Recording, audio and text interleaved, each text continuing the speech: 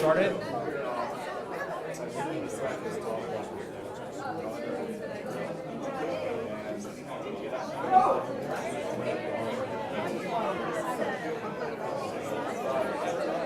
Everyone, we'd like to get started, so if you could start moving in this direction away from the food, perhaps for right now, and we'll let you have that back in just a moment.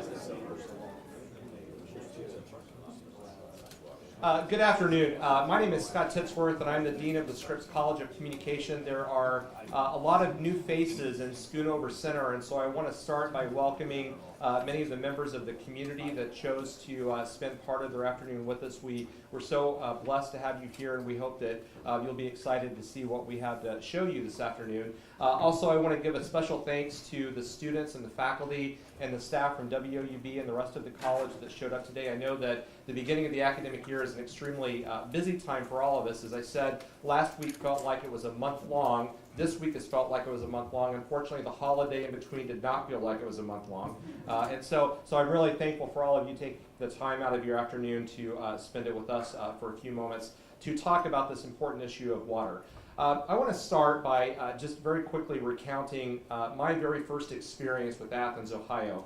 I, 13 years ago, came to Athens in January to go through a job interview. And during that job interview preparation process, I very quickly realized that working at Ohio University would be a great opportunity for me and my family to be able to come here and be a part of this wonderful university. So that part was already set in my mind. But of course, a job interview is more than just that. It's also trying to understand whether you think it's going to be a good fit for you in the community and the surroundings. And I think that I had the same experience that almost all of us had that didn't grow up in Athens. I drove down from Columbus in a rental car, turned a corner on 33, and immediately Athens and the Hocking River opened up in front of me. And it was at that moment that I fell in love with Athens and said, I really want to live here. This is a great college town that's beautiful, right? And I think that's an experience that a lot of us has with Athens, that you fall in love with it because it's nestled inside the hills, inside the river valley,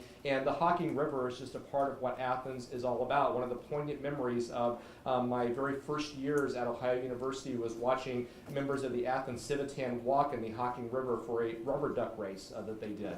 And so the river's a part of who we are, but it doesn't end with Athens. If you think about all of Ohio and all of Southeast Ohio, what would most of our cities be if they didn't have water that was so eminently attached to them? I mean, what would Cleveland be without the lakefront? What would Cincinnati be without the bridges over the river? Even if you look at cities like Zanesville or Chillicothe, they're connected to water in some way. And so I think that we as members of the state of Ohio, as members of Southeast Ohio, as members of Appalachian culture, we can all connect to water as being really a part of where we live and a part of where we've grown up and a part of what we experience on a daily basis. But it's not just the good points about water that we as citizens have to be concerned about, right? We only need to look back a few weeks to what happened in Toledo to understand that water's not always our best friend, right? There are some times that problems get caused with our water and with great and significant effect for the people that live there. In fact, the story in Toledo may have left the attention of the national news media,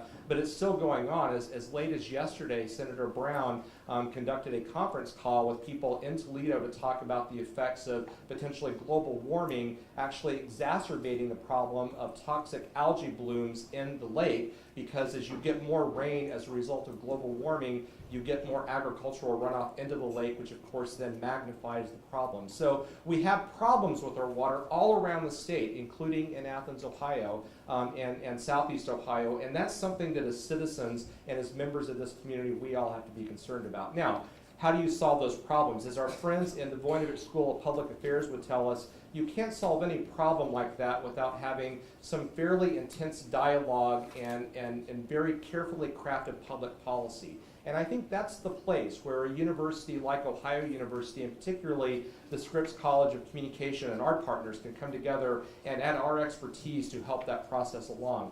What we do in the Scripps College of Communication is help tell stories and to help spread information.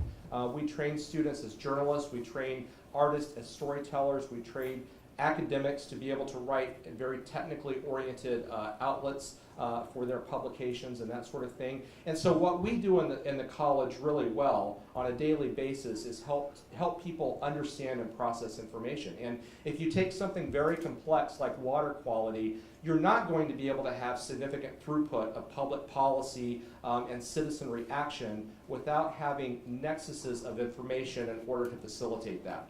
So the goal that we had was a simple one, but yet very complex. We wanted to provide a primary outlet of information, both information that would be substantive in nature and also information that would be incredibly entertaining because of what it says about the people and the culture that surrounds water in the state. We wanted to create a place that would become a nexus of that type of information. And so about a year ago, the Water Project was spun out, and we decided that as a college and as a university, and working with several of our partners throughout the university and many of the other colleges, we were going to bring our expertise together to create what has now become the Water Project website. We have a big goal in mind. We want it to become the preeminent clearinghouse of information on water quality in the state of Ohio. That's the goal that we've set, and that's the standard that we're setting for ourselves.